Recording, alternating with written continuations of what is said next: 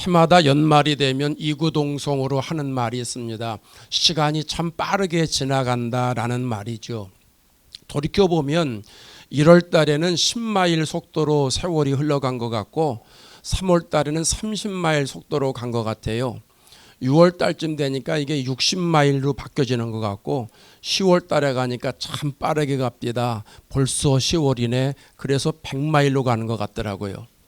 지금은 12월 달이니까 아마 120마일 속도로 가지 않나 이런 생각을 하게 됩니다. 광음처럼 지나갔다라는 표현이 피부에 와 닿는 시간들입니다. 한 해가 저물어가는 이때 지혜로운 사람들은 지나온 삶을 어떻게 살아왔는가 지나온 시간을 되돌아보곤 합니다. 과거는 미래의 스승이기 때문이지요. 그래서 잘된 것은 앞으로도 계속 계승하고 발전시키고 또 생각처럼 되지 않은 것들이나 또 그중에 실패한 것들도 있잖아요.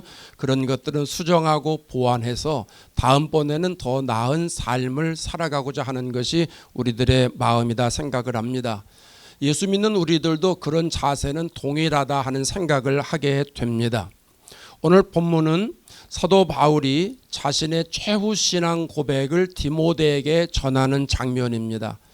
사도 바울의 신앙 자세를 볼 수가 있는 부분인데 사도 바울이 디모데에게 강조하는 이 본문의 말씀을 저는 저에게 한번 적용을 해보았습니다. 그러면서 몇 가지 질문을 만들어 봤습니다. 오늘 본문에 있는 사도 바울이 디모데에게 주시는 메시지 가운데 그 질문을 저와 여러분에게 적용하려고 합니다. 그 질문이 무엇인가 한번 생각해 보겠습니다. 첫 번째로는 세상 떠날 때를 생각하며 살았나 하는 겁니다. 6절을 보십시오. 6절 전제와 같이 내가 벌써 부어지고 나의 떠날 시각이 가까웠도다. 사도 바울은 자기의 삶을 전제와 같은 삶이다 이렇게 표현하고 있습니다. 전제는 구약의 제사의 방법 중에 하나인데요. 구약에 5대 제사가 있지만 그걸 또 둘로 나누면 소제와 전제로 나누게 됩니다. 소제는 곡식을 드리는 제사고요. 전제는 뭐냐 하면 제물을 이렇게 제단에 올려놓고 그리고 이제 불사르기 바로 전에 포도주를 붓는 겁니다. 그리고 불에 태워서 하나님께 올려드리는 겁니다. 온전히 하나님 앞에 드린다 하는 의미가 있는 것인데 사도 바울은 자기의 생애를 하나님 앞에 온전히 부어드렸다. 몽땅 부어드리는 삶을 살았다. 이렇게 고백하고 있는 겁니다. 그러면서 나의 떠날 시각이 가까웠다. 이렇게 말합니다. 여러분, 떠난다는 것은 뭘 말하는 것일까요? 이 동네에서 저 동네로 가는 걸 말하는 걸 아닌 것을 우리가 알고 있죠. 이 세상을 떠날 때가 가까웠다는 거예요. 죽을 때가 가까웠다라고 말을 하는 거예요. 이게 사도 바울이 디모데에게 주는 메시지예요. 요즘 의학이 발달하고 그래서 평균 수명이 많이 늘다고 말하지 않습니까? 그래도 사람은 어떻게 돼요? 죽습니다. 인생은 잠깐 보이다가 없어지는 안개와 같다라고 말하지 않습니까? 히브리서 9장에 뭐라고 그래요? 27절에 한 번 죽은 것은 다 같이 시작. 한 번 죽는 것은 사람에게 정해진 것이요 그 후에는 심판이 있으리니. 사람은 누구나 죽는다는 것이죠. 어른만 죽는 게 아니에요. 아이들도 죽어요. 신선한 공기를 마셔도 죽고 깨끗한 물을 마셔도 죽습니다. 건강한 사람도 죽고 허약한 사람도 죽습니다. 암에 걸려도 죽고 암에 안 걸려도 죽습니다. 보약을 먹어도 죽습니다. 바이타민 A, B, C, D 다 먹어도 다 죽습니다. 오메가3를 먹어도 사람은 다 죽습니다. 근데 죽는 것으로 끝나면 문제될 거 없습니다. 한 번 죽는 게 큰 문제가 되는 건 아닙니다. 그런데 왜 이게 문제가 되느냐 하면 한 번 죽는 것으로 끝나지 않는다는 거예요. 그 후에는 심판이 있으리니 그랬잖아요. 그럼 누구나 다 예외 없이 하나님 앞에 서야 한다는 거예요. 이게 문제가 된다는 거예요. 한국에 하신 원 목사님이 오늘 오시는 거로 내가 알고 있거든요. 한국에서 미국 올 때 우리 경험해 봤지 않습니까? 뭐 경제적인 여유에 따라서 좌석이 다를 수는 있습니다. 뭐 퍼스트 클래스 타고 올 수도 있고 비즈니스 클래스 타고 올 수도 있고, 우리 성도들은 퍼스트 클래스, 비즈니스 클래스 타고 다녔으면 난 좋겠어. 그런 능력이 되시기를 바랍니다. 뭐 하나님 역사하면 뭐 어떻게 해서든지. 근데 어쨌든 퍼스트 클래스나 비즈니스 클래스나 또 이코노믹 클래스나 뭐 경제적인 여유에 따라 다를 수는 있습니다. 그런데 공통점이 있습니다. 그 사람들이 미국에 딱 도착을 하면, LAX에 딱 도착을 하면 누구나 할 거 없이 이민국 직원 앞에 다 서야 한다는 겁니다. 퍼스트 클래스나 비즈니스 클래스 탈 때에 라운지에다가 늦게 타기도 하고 또 제일 먼저 내리는 혜택을 받기도 하지만, 그럼에도 불구하고 그렇다고 해서 그들이 이민국 직원을 통과하지 않는 일은 없습니다. 누구든지 다 이민국 직원 앞에 서야 한다는 겁니다. 그걸 통과해야 들어올 수 있는 거지요. 우리가 이 땅에서 풍요하게 살든 가난하게 살든, 문명의 혜택을 받으면서 살든 그렇지 못한 세계에서 살든, 사람의 육신의 생명이 끝나면 누구나 다 하나님 앞에 서야 한다는 것입니다. 지위 고하를 막론하고 누구나 다 하나님의 심판대 앞에 서서 하나님이 물어보시는 질문에 대답할 수 있어야 된다는 것이죠. 프랜시스 자비엘이라고 하는 선교사가 있습니다. 포르투갈의 요한 3세 왕의 파송을 받아가지고 인도, 중국, 일본까지 와서 복음을 전한 분인데, 동양 선교의 선구자라고 불릴 만큼 대단한 분입니다. 이분이 선교지 현장에서 임종을 맡게 되었는데, 그때 자기를 보내준 왕에게 유언의 편지를 씁니다. 그 편지 중간에 이런 내용이 있습니다.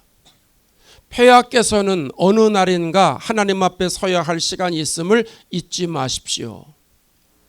그 끝날의 결산을 위하여 하루하루를 겸손하게 살도록 힘쓰십시오. 주님 앞에 설 때에 부끄러움이 없이 설 수 있도록 준비하며 오늘을 사시기 바랍니다. 왕이라고 해서 하나님 앞에 안 서는 게 아니라는 얘기죠. 우리도 언젠가는 하나님께서 부르시지 않겠습니까? 하나님이 부르시면 우리가 하나님 앞에 서야 한다는 것이죠. 그때 예수를 믿었으면 천국 가는 것이고, 예수 믿지 않았으면 지옥 가는 것이죠.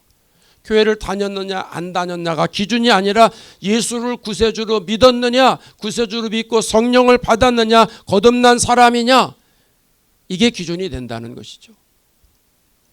지혜로운 사람은 그때를 생각하며 사는 거예요. 여러분, 그때를 생각하며 살면 이 땅에서 내가 어떻게 살아가야 되는가 하는 것을 알게 되지 않습니까? 죽는다는 걸 알면 어떻게 사는가 하는 걸 깨닫게 된다는 것이죠. 사도 바울은 이 진리를 깨닫기 때문에 전제를 부어드리는 삶을 살 수 있었다라고 하는 거죠. 전제와 같이 하나님 앞에 자기 삶을 몽땅 부어드리는 삶을 살 수가 있었는데, 그렇다면 오늘 우리들도 역시 죽을 것이기 때문에 내 삶을 전제로 하나님 앞에 부어드리는 삶을 살아야 하지 않겠느냐 하는 겁니다. 호랑이는 죽어서 가죽을 남기고 사람은 죽어서 이름을 남긴다고 했지요. 믿음의 사람들은 죽어서 뭘 남길까요? 신앙을 남겨야 됩니다. 그러기 위해서 우리의 남은 인생을 하나님 앞에 쏟아붓는 삶을 살아야 될 줄로 믿습니다. 어떤 사람은요, 죽는다고 말하면서 사는 모습을 가만히 보면 안 죽을 것처럼 삽니다.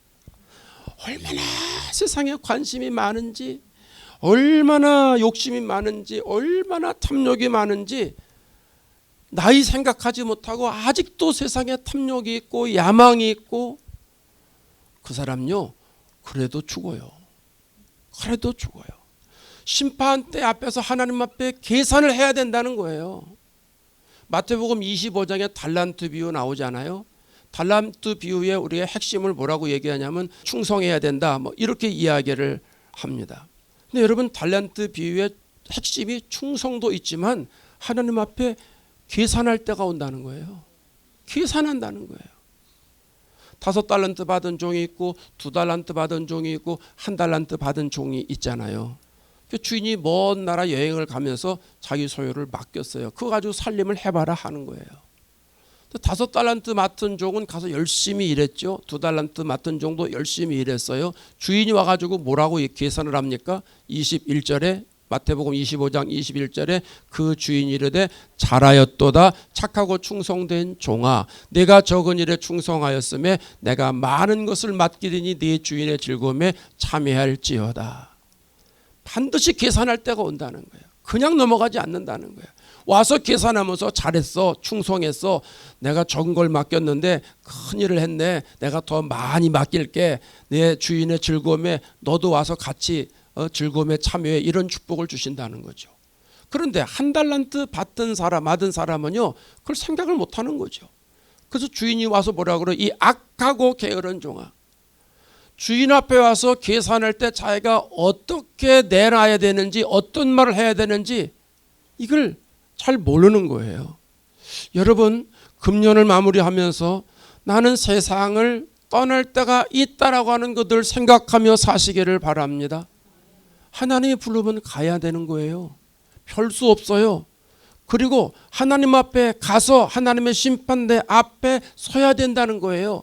하나님 앞에 계산해야 된다는 거예요. 그걸 깊이 생각하면서 살자라는 것이죠.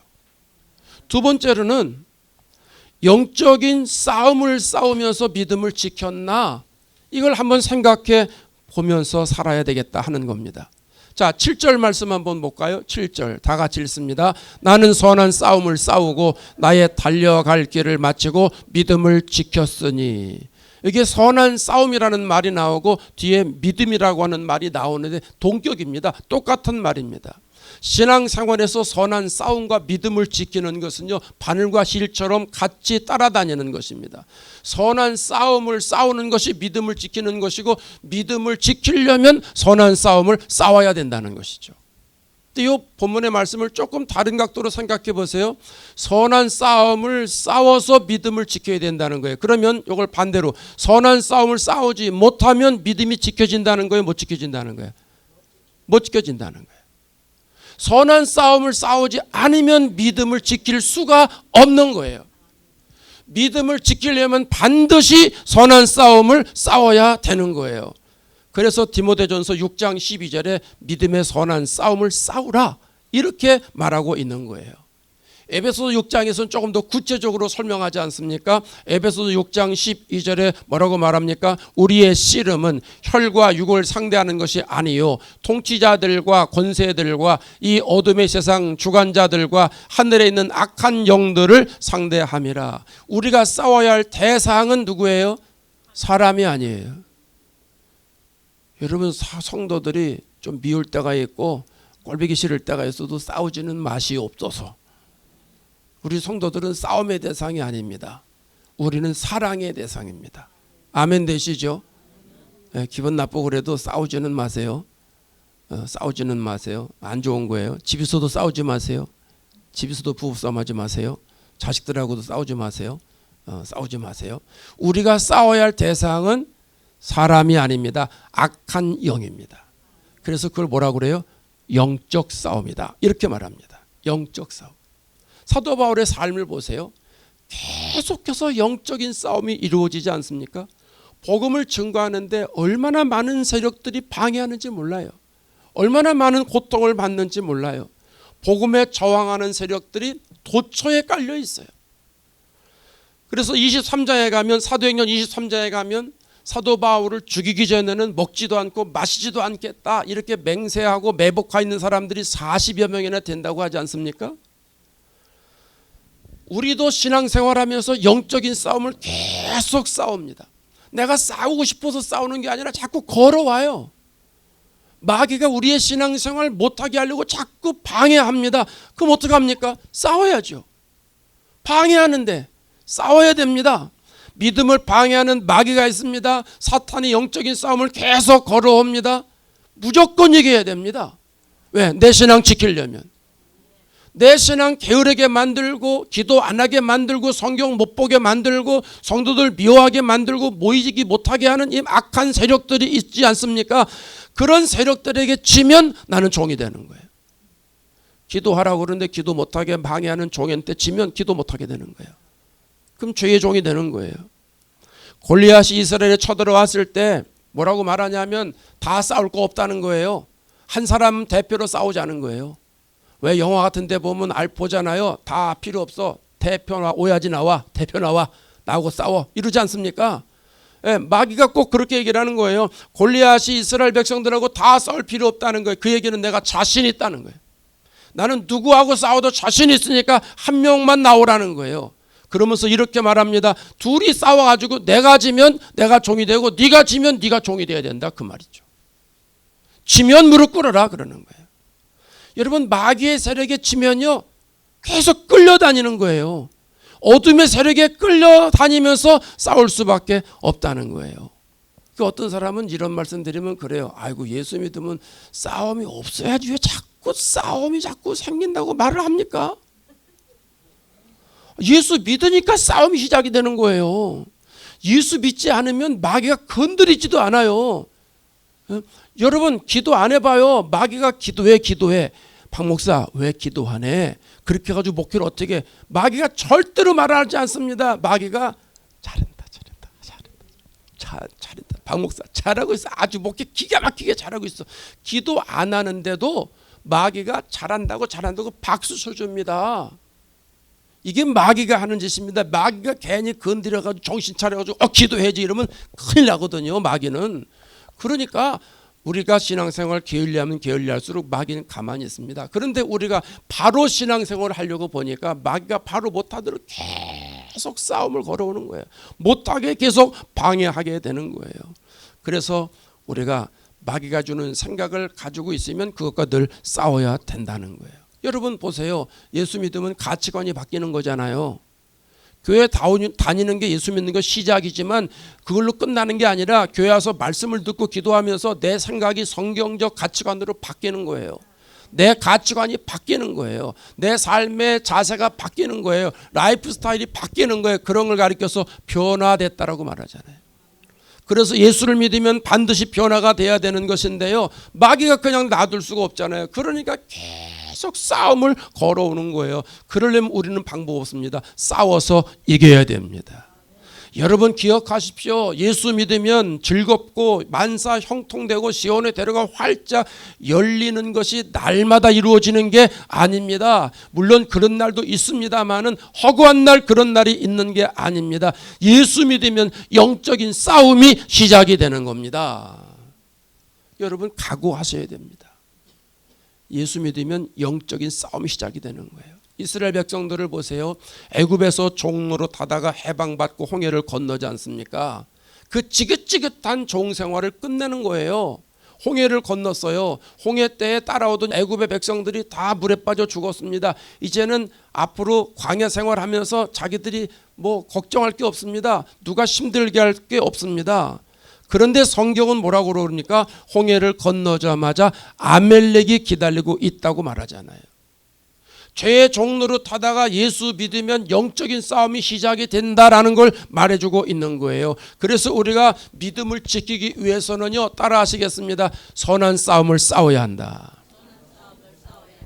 믿음은요 거저 얻어지는 게 아니에요. 싸워서 쟁취하는 거예요. 눈물을 흘리면서 씨앗을 뿌리는 자는 기쁨으로 단을 거둔다고 말씀하고 있지 않습니까? 여러분 꼭 기억하십시오. 예수 믿으면 영적인 싸움이 시작이 되는 겁니다. 이 싸움은 그리스도를 위한 싸움이고 하나님 나라를 위한 싸움이고 내 신앙생활 승리하기 위한 싸움입니다.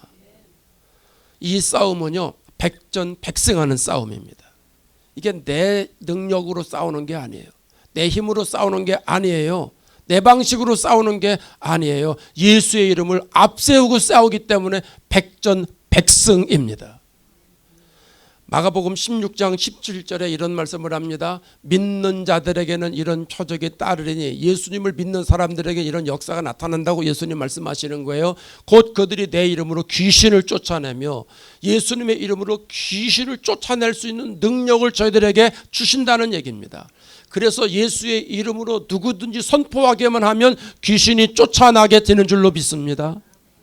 뿐만 아닙니다. 베드로는 예수님의 이름을 사용해 가지고 안진뱅이에게 사용하지 않습니까? 예수님의 이름을 통해서 안진뱅이의 역사를 일으키는데 사도행전 3장 6절에 이런 말이 있습니다. 베드로가 이르되 은과 금은 내게 없거니와 내게 있는 이것을 내게 주노니 나사렛 예수 그리스도의 이름으로 일어나 걸으라. 여러분, 베드로가 힘이 있어서 일으키는 걸까요? 예수님의 능력으로 일으키는 것이죠. 그 예수님이 어떤 능력으로 예수님의 이름을 사용하니까 예수님의 이름을 통해서 일어나는 것 아니겠습니까? 오늘 우리가 연말을 지냅니다. 31일입니다. 내가 영적인 싸움을 싸우면서 지금 신앙생활하고 있는가 한번 살펴보자는 얘기입니다. 내 믿음을 성장하지 못하게 방해하는 이 마귀의 세력과 내가 그동안 싸우고 있는가 하는 겁니다. 내가 신앙생활 바로 하지 못하도록 타락하게 하고 미혹하게 하고 이런 영적인 세력들과 내가 계속 싸우고 있는가? 죄를 짓게 만드는 그런 마귀의 세력과 계속 싸우고 있는가 하는 것이죠. 썬데이 크리스찬으로 만족하게 하는 이 마귀의 생각과 내가 계속 영적인 싸움을 싸우고 있는가? 이것을 한번 생각해 보자는 얘기입니다. 내년도에도 이런 싸움이 계속일 텐데 이 싸움에서 예수님의 이름으로 승리하셔서 하나님 앞에 영광 돌리는 삶을 살아가실 수 있기를 바랍니다. 마지막 세 번째 나에게 물어보는 질문입니다. 하나님으로부터 받을 상급이 있는가 하는 겁니다. 자, 8절을 비춰주세요. 이제후로는 시작. 이제후로는 나를 위하여 의의 면류관이 예비되었으므로 주 곧 의로우신 재판장이 그날에 내게 주실 것이며 내게만 아니라 주의 나타나심을 사모하는 모든 자에게 도니라. 아멘. 아멘 되시죠? 면류관을 받는다 이렇게 기록을 합니다. 면류관. 고대 올림픽에서 우승자들에게 주어지는 관이거든요. 올리브 나무 가지를 꺾어가지고 이제 관을 만들어서 머리에 이렇게 씌워주는 것인데 최고의 영예입니다. 당시 그리스 세계에서는요, 최고의 영웅 대접이 바로 이 면류관입니다. 사도 바울이 이걸 생각하면서 하나님 나라에 가면 이런 상급이 우리들에게 있다라고 얘기를 하는 거예요. 그러면서 나에게만 있는 게 아니라 예수님을 따라가는 모든 사람들에게 이런 상급이 있다 이렇게 말씀하고 있습니다. 그러니까 이게 사도 바울의 추측이 아닙니다. 사도 바울의 짐작이 아닙니다. 요한계시록 2장 10절에 가면 이런 말씀을 합니다. 죽도록 충성하라 그리하면 내가 생명의 면류관을 내게 주리라. 생명의 면류관이 있대요. 또 22장 12절에 가면 이런 말씀을 합니다. 내가 줄 상이 내게 있어 각 사람에게 그가 행한 대로 갚아주리라. 하나님이 우리들에게 줄 상을 가지고 있다는 거죠. 그래서 우리가 행한 대로 하나님이 갚아주신다는 거예요. 그렇다면 여러분, 어떤 사람에게 하나님이 이런 상급을 주실까? 이런 상을 주실까? 한번 생각하지 않습니까? 어떤 사람에게 이런 상급을 주실까요? 두 가지만 소개를 하겠습니다. 하나는 전도하는 사람에게 상급을 주십니다. 오늘 본문이 속해 있는 4장을 가만히 보면 전도에 대한 말씀이에요. 우리가 중간에 말씀을 봤지만 1절 말씀부터 가만히 보면 전도의 말씀이에요. 4장 2절을 비춰줘 보세요. 디모데후서 4장 2절 너는 말씀을 전파하라. 전도잖아요. 때를 얻든지 못 얻든지 항상 힘쓰라 이렇게 얘기를 합니다. 그러면서 5절에 가서는 뭐라고 얘기를 해요? 전도자의 일을 하며 내 직무를 다하라. 전도하는 것에 집중해라. 그런 얘기입니다. 그래서 사도 바울이 1차, 2차, 3차 전도 여행을 통해서 자기 삶을 전도하는데 올인하지 않습니까? 그래서 6절에 있는 말씀이 그거잖아요. 자신의 삶을 전체를 하나님 앞에 쏟아 부었다고. 그게 전제로 하나님 앞에 드리는 삶이었다고 얘기하잖아요. 그러면서 7절에 뭐라고 그래요? 선한 싸움을 싸우기 위해서 영적인 싸움을 싸워야 된다 이렇게 말하잖아요. 그러니까 디모데후서 4장은 앞에 내용부터 계속 무슨 얘기냐면 전도에 대한 얘기입니다. 그러면서 8절에 가서 전도한 사람들은 의의 면류관을 주실 것이다 이렇게 얘기를 하는 거예요. 다니엘서 12장 3절에 가면 이런 말씀을 하잖아요. 많은 사람을 시작 많은 사람을 옳은 대로 돌아오게 한 자는 별과 같이 영원토록 빛나리라. 전도하는 것은요 영혼 구원하는 것이잖아요. 이 영혼 구원하는 것이 가장 중요하기 때문에 별처럼 영원토록 빛나게 해준다는 거예요. 하나님 나라에 가서 그런 상급이 세상에 어디 있습니까? 아니 여기 헐리우드에만 가도 유명한 스타들 그냥 뭐 별 그려놓고 이름 써놓고 자기 손바닥 찍어놓고선 거기다가 다 보도블록에다 다 해가지고 기념거리를 해놨잖아요. 그거 보러 전 세계에서 얼마나 많은 사람들이 옵니까? 거기 가면 우리나라에 안성기 씨도 있고 이병헌 씨도 있고 박찬길 씨도 있을지 몰라. 그걸 보려고 사람들이 가서요. 어구 여기 이병헌 있네, 뭐 안성기 있네. 가서 사진 찍고 자기 손도 대고. 저도 그렇게 했어요. 예, 영화 배우들 거기 들어가는 게 얼마나 소원이겠습니까? 거기 들어가는 게 정말 축복입니다. 근데 여러분 그거 몇 년이나 갈까요? 그거 몇 년 가요? 그거 나중에 시간 가면 다 없어지고 말아요. 아무리 시멘트가 강해도 오래 못 가요. 네, 영원토록 빛난다는 거예요. 누가요? 전도한 사람의 이름이. 이럴 땐 아멘 하셔야 되는데, 하나님께서 상급을 주는 사람은 전도한 사람인데 그 사람은 하나님 내서 영원토록 빛나게 해주신다고 하는 말씀입니다. 그래서 이것이 너무 중요하니까 예수님이 영혼 구원으로 이 땅에 오신 것이고, 예수님이 하나님 나라 갈 때에 제자들에게 땅끝까지 이르러 내 증인되라 신신당부한 것 아니겠습니까? 그래서 성령을 보내주셔서 제자들이 성령 받고 영혼 구원하기 위해서 사도행전에 가면 전도하는 데 집중하고 올인하고 그러지 않습니까? 그런 의미에서 전도하는 사람이 하나님 앞에 상급을 받는다는 겁니다. 또 한 가지 소개를 해드리면, 섬기는 사람들에게 하나님이 상급을 주십니다. 섬기는 사람들에게. 마태복음 10장 41절 42절인데요. 제가 새번역 성경으로 만들어놨어요. 자, 새번역 성경을 한번 읽겠습니다.